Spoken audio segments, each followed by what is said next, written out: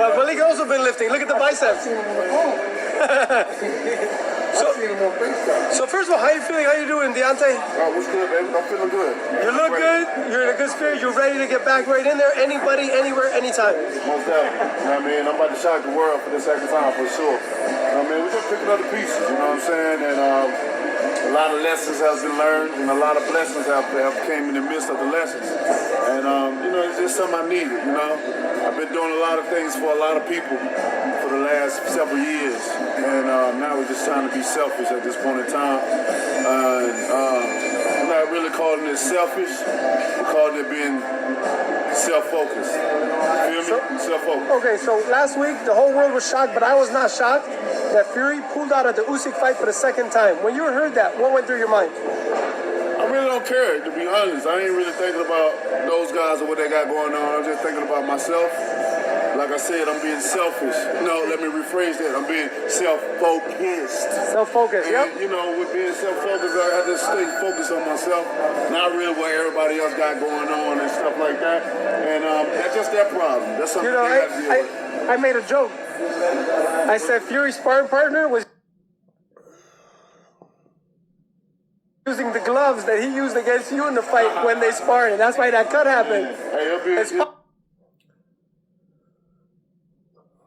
What's good, people? It's about that time to randomly relate reverse rants, no hate. So Deontay Wilder's back in the gym, and of course we don't have any information about who he's fighting next. But as you can hear in this video, he says he's going to be selfish. Then he says no, not selfish, but self-focused. And he's not worried about what anybody else has going on. Problem with Wilder is Wilder will say this now, and then a week from now, or by the end of the week, he'll be sitting here saying, well, such and such is this and such is that. Even when you pass on, you know, when you dwell on past fights, I mean, like he talked about how, you know, Joseph Parker didn't do anything to him. It was actually a boring fight because neither one of them did nothing, but you know it. And I say, you see, going forward, this is what people fail to realize about change. Change happens when you realize you need to make changes. When you stop blaming other people. When you stop making up excuses. Like, for example, if you're sitting around broke, not working, having no money, and you're sitting there talking about, it's hard out here. You know, nobody want to give you nothing. It's hard. Like, you know what I'm saying? Easy, man. I'm not working for just any job. Okay. Do you plan on going to, you know, some type of school to get some type of education, some type of certification? Do you plan on doing anything? Because if you're not, what are you going to be, a drug dealer? A gangbanger? Like, what are you going to do, something illegal for money? What are you going to do? What are your options? So either you're going to work and earn a check, or you're going to sit back, use people, bum off people, be a freeloader, steal and do a bunch of other stuff. Because for one, as a grown adult, nobody wants to be in a relationship. For one, you can't buy your woman nothing, or your woman can't buy you nothing. You can't do anything for each other. You have no money saved. You can't even move out. Grown, still stuck home with parents. Grown, stuck home with parents and got kids. So when you realize that you need to make a change, you'll make that change. Right? I'm not working for this. It's way more than what you have now, isn't it? So you understand what I'm saying? When you start to humble yourself and understand, I need to make it. And I need to make progress by making it, you know, by acting upon what I know I need to do. I can't deal with this whole mentality that's keeping me back, because I will never, ever progress that way. Same for fighters. See, I watched the interview, but just like I said, Deontay says everything other than Joseph Parker was just the better man. Plain and simple, he came, he won, he did what he was supposed to. Simple. I couldn't figure him out, and it went the way it went. Every excuse in the book. It doesn't matter if you say, oh, Joseph Parker had us, you know, he had a good game plan. He stuck to his game plan. You know, he did what he was supposed to. But, because as soon as you say but, what's following that is the excuse as to why you lost. Even though he executed his game plan, it's still, he didn't really beat me. I beat myself. Okay? Right? So, him saying that, you hear him being asked, so you ready to fight anybody, anywhere, anytime? Oh, definitely, yeah, you know. Well, you didn't fight Zhang. You didn't fight Parker in the rematch. So, just saying, his route back to get his name back in the conversations, you know, with the Joshuas and Furies and Usyks, well, he's going to have to fight and win impressively. What we don't know, okay, is who his choice of an opponent will be. And we do know the Saudis don't want him versus the C-class guy, the D-class guy. So when you look at who is out there in the top 10, because that's who he should be fighting. I feel like if you're in the top 10, anybody you fight should be in the top 10. And if you take the easiest of the top 10, that doesn't say much about you. You understand what I mean? So we don't know what his plans are. But when you say I'm willing to take on anyone, any place, any time, now you have to back that up. You had your opportunity, you know, when Zhang signed that contract. So you didn't take that. Like I said, you didn't take Parker. So he's saying he needed what happened to happen. He's been doing a lot of things for a lot of people for a long time. And now, go back. This is why I do what I do. You go back to his interview in that mall, right, with Ellie, same guy interviewing him now, and he was supremely confident that he was going to knock Joseph Parker out. Did he not say that? Talked about everything, the way he prepared himself, his training, everything. I mean, it wasn't until after he lost, then you hear about the cryo chamber and then all this other stuff, and now it's, you know, so you were distracted. You haven't fought in how long? I mean, and that was whose choice? So you telling me you was so busy taking care of the rest of the world that you just forgot to take care of you. Yet you were that confident. When you are a pro fighter, okay, when you've been doing something for so long, you know where you should and should be. At least you're supposed to. Okay? You there's no way. Like when you really are into something, you really are dedicated. Mentally, you absorb things that a person who just does something once in a while wouldn't. You understand? It's there. It's like a preacher, right? Those preachers that can sit here and give you scripture after scripture after scripture after scripture without even reading it. It's just in their head because they study it all the time. Some people have a photographic memory, okay? And others don't. But bottom line is, before you even, like, you can ask them something, you can talk about a topic without even going to that scripture. They can tell you what scripture that refers to what you're saying, to respond and answer what you're saying, that type of thing. And it's like when you're a fighter, the same thing. You've been doing this for, years out of your life. So you should know when you're ready. So, my whole thing is I don't care about all the confident talk that people do. My thing is what you do once you get in that ring. And when you're saying you're going to shock the world for the second time, when you're talking about making history, when every fighter can talk about, I'm going to do this, I'm going to do that, I'm looking for this is going to happen. Okay, we hear it. It all sounds good. Now you have to go in the ring and do it. So that's all it comes down to for me. Back up your talk in the ring. But be a man, don't be a sore loser and make up excuses when you lose.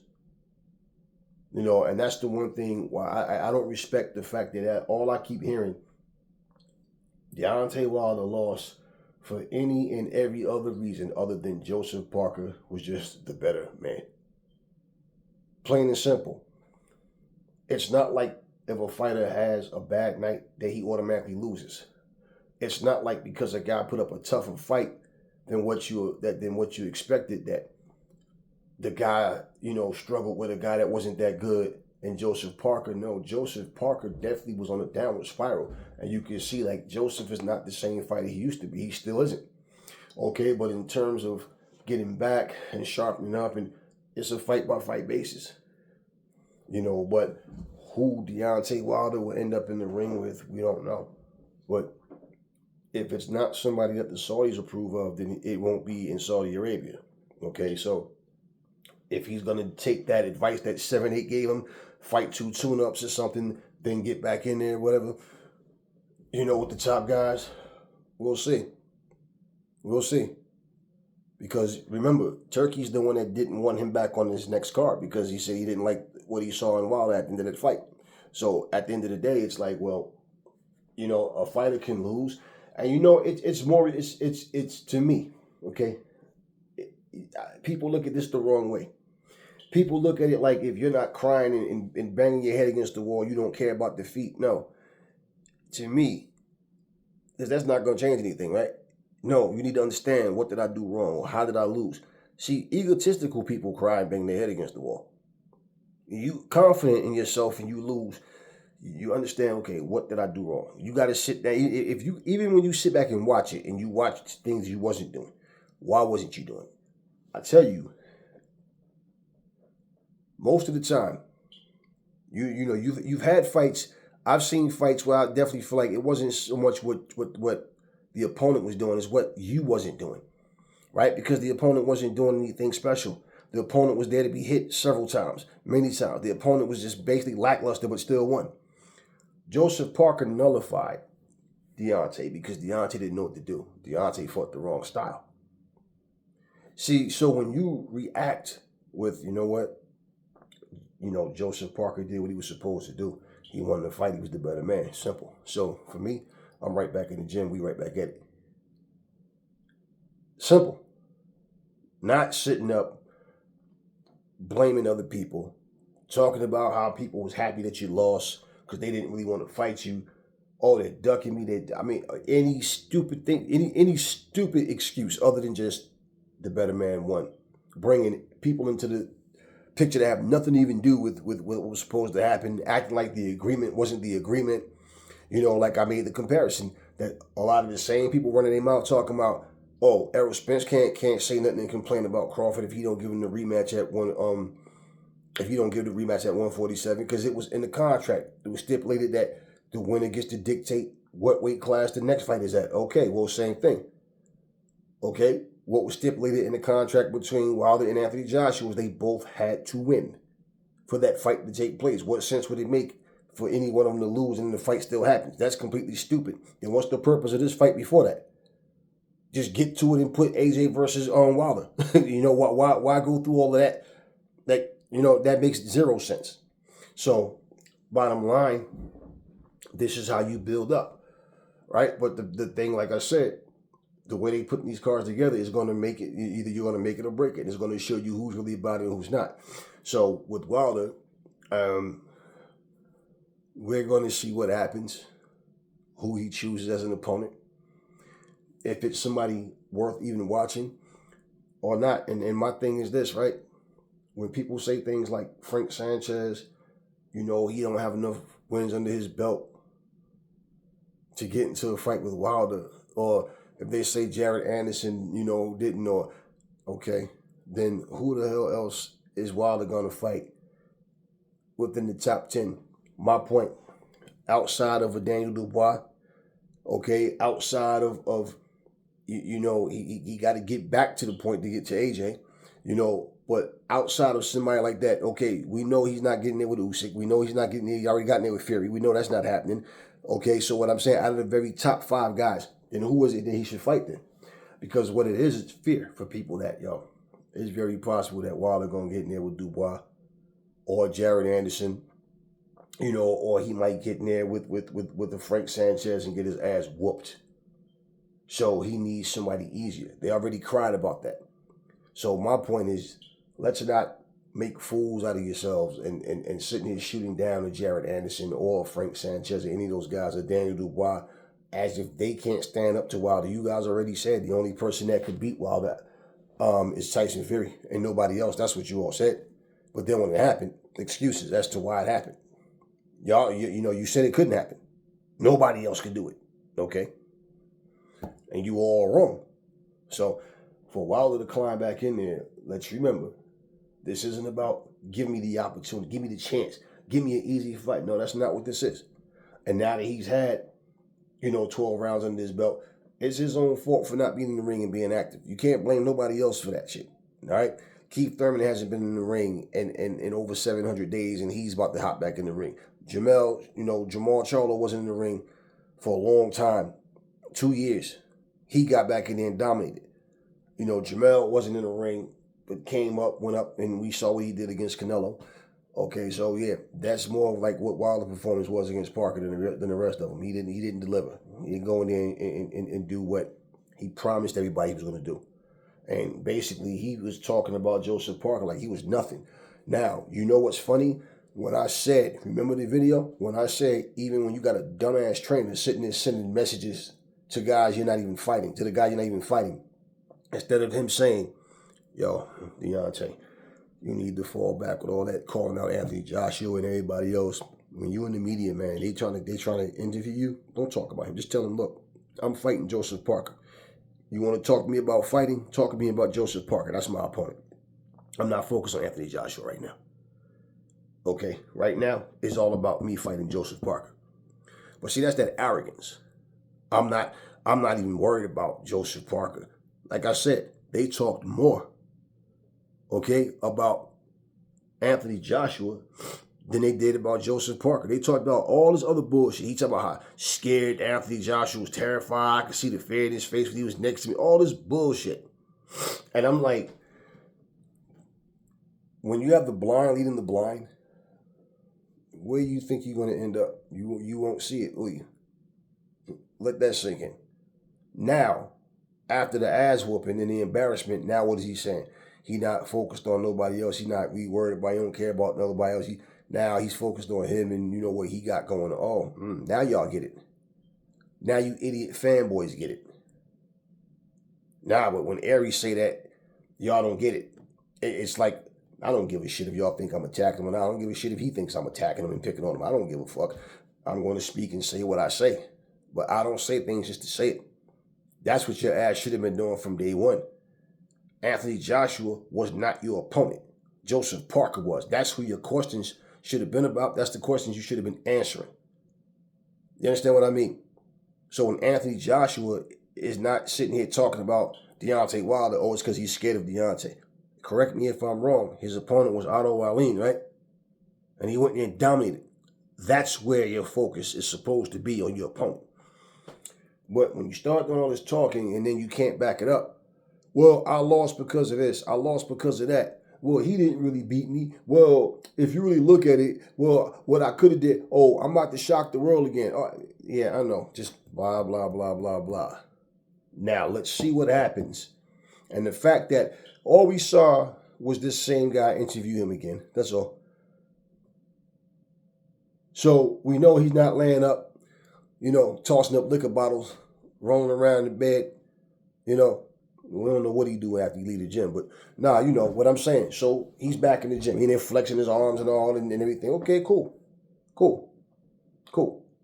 Like you said about Anthony Joshua, it's not a bodybuilding contest, right? So nobody care about how you flex your triceps and biceps. Let's see what happens when you get in the ring, who's going to be against, and how everything unfolds. But let's just remember something. It's 2024 now. I don't know when his birthday is or whatever. But, wait, hold up. I got you. When is Deontay Wilder's birthday? Deontay Wilder was born on October 22nd, 1985. Okay. So, Deontay Wilder, he'll be 39 according to this Wikipedia. So he'll be 39 in October. So he'll be 39 in October. And it's February now. So don't know when he's going to fight again. So assuming it's before October, assuming, we don't know, again, an opponent, what type of card it's going to be on. What would it take? What would the Saudis need to see for them to change their mind about bringing him back in? You know, maybe a conversation, maybe somebody. I mean, really, I when I watch a fighter train, you can either see if a person still has it, if they gotten better, like you can see improvements in speed, footwork, head movement, hand speed, all that type of thing, like the sharpness. But in terms of how they're going to put it together in the ring, that's what you can't determine. So basically, looking at that, it will help you to say, okay, you feel more confident in a person's ability based on that. Deontay never looks good training. All his training looks weird. His fans will tell you, oh man, you can see Chant footwork improve, or you can see the hand speed. They always see some shit that nobody see with them. But he never looks good in training. You understand what I mean? So for me, when just thinking, what would it take for him to get back on the Saudi card? Now, if it just comes to some words and it seems like he's confident, okay, and Turkey feels like, okay, I don't want to take a chance and put a bad fight on. So any fight that I put on, the expectations is that it's going to be a good fight, right? Who is a suitable opponent where it's okay, same level fighters, put it like that. You got levels in between what they display in the ring, but you understand what I'm saying, okay? It's like the West versus the East in basketball. You're the champions of the West, you're the champions of the East. East might blow the West out, but they're the last two standing. So my point, who do you match Wilder up with? You know what I mean? And no, I don't want to see Anthony Joshua, a no fighter, get an easy fight. Like somebody purposely, let's give this person a piece of shit. Even though people tried to say that about Wallin simply because Anthony Joshua dusted his ass off. Same dude that cut and hurt Fury and gave Fury problems. But he wasn't a bum then, right? Okay, so just saying, oh, he was giving him an easy fight. Okay, whatever. Yet you had many people saying that Joshua was going to lose.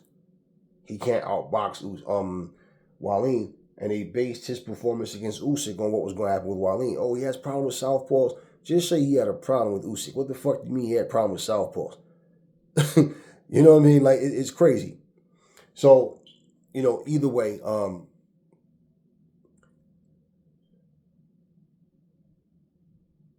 Wilder's talking like he's rejuvenated. He's back in the gym. He's ready to go again.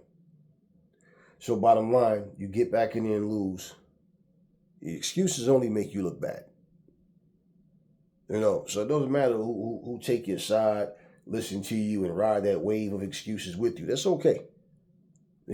But he needs to understand that people are watching. People are watching. So if they stick you back in there and do the same typical thing, let's find a C-class fighter, put him in it with Wilder. Wilder looks spectacularly with it. Doesn't matter how it looks. Just the fact if he gets an early knockout, Deontay Wilder's back. He does it twice. Deontay Wilder's back. But even though if it's C-level fighters, people are going to overlook that. And they say shit like, once he lands, it's over.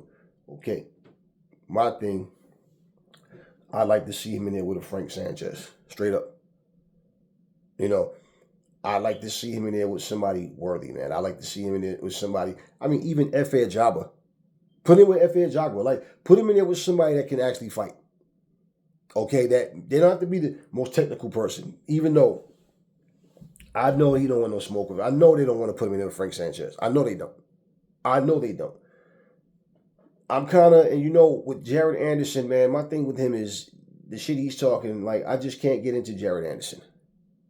Because Jared Anderson is talking about he wants to retire, now, what he was saying 2 or 3 years from now and all that. And so it's like, it's not somebody you look forward to seeing in the long run. If he stays true to his word. And I'm not a fan of anybody, so I'm not sitting back with my fingers crossed, hoping and wanting and waiting. And it's like, okay, whatever. If they do, they do. If they don't, they don't. But I want to see, put Wilder in there with somebody it's a meaningful fight. Not, I'm just sitting here with this guy, and then, what would happen if Jared Anderson was to beat Wilder? Where does he go from there? And we keep waiting for him to step up. Even for Charles Martin to be a step up is like, when you really look at it, it's a step up in what direction? Charles Martin is washed up.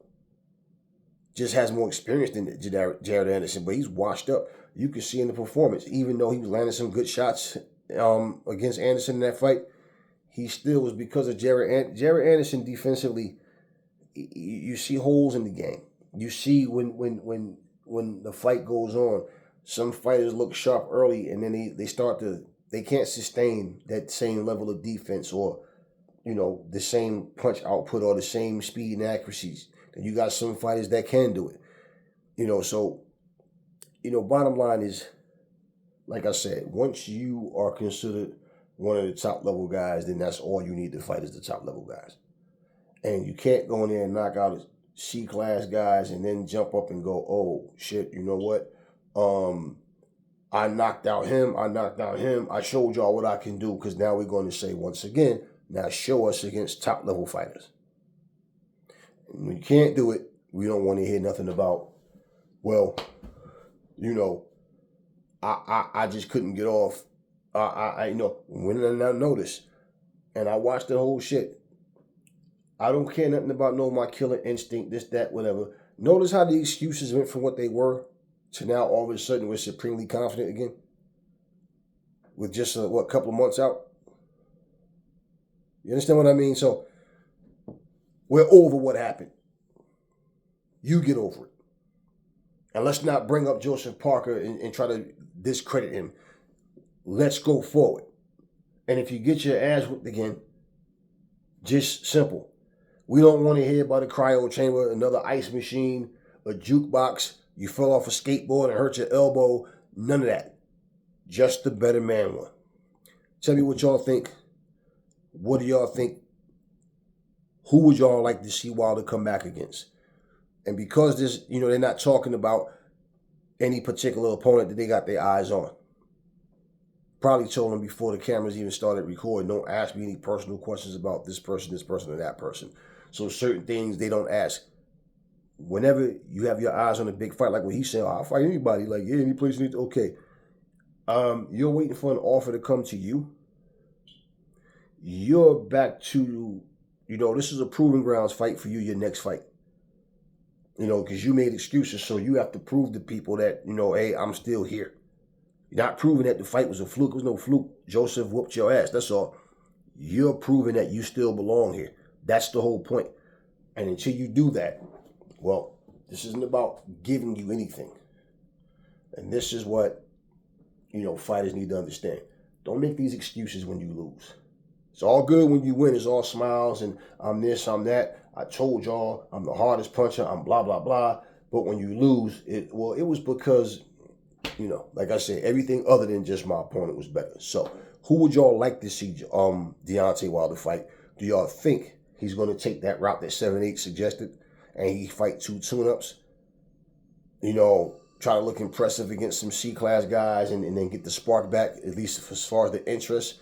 Or do y'all think that they're going to actually grow a set and go in there and try to fight a guy?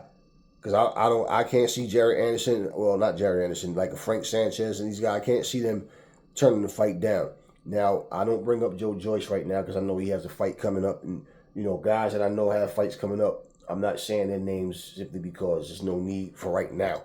But if you look at who, and matter of fact, we can't say anything because there's no fight date or nothing that we know of. And he never said when he plans on getting back in the ring. And against who. Anytime you say I want to get back in the ring by August, just say, for example, okay, but you don't say an opponent that you have in mind. Well, we know that your opponent won't be somebody that we really care about seeing. It'll just be Deontay Wilder fans tuning in to see what happens. But overall, is it a fight that we care about as a boxing public? So that's what we want to know. So tell me what y'all think he's gonna do, and tell me what y'all think that they're gonna do, and also tell me who would y'all like to see him fight. And I want to see how many people because the boxing community is dependent on what's going on.